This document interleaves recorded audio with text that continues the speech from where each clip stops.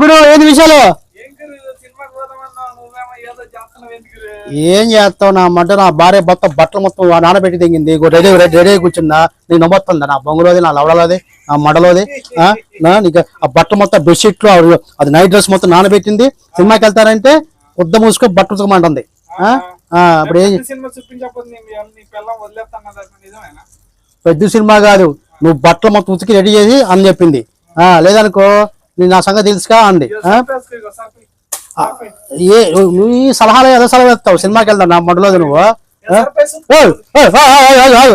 ఏంది స్వామి?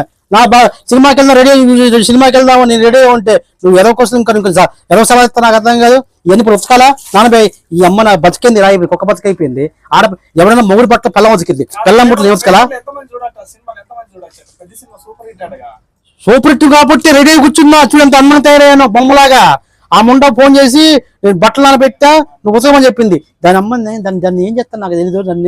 దాన్ని అసలు ముందు మా ఫ్రెండ్స్ అలా పెళ్లి చేసుకున్నాడు, చేసుకున్నా సంకనాగిపోయా. చూసారా ఫ్రెండ్స్, ఇట్లా ఉంటాయి. అందుకే చేసుకోకండి పోయి.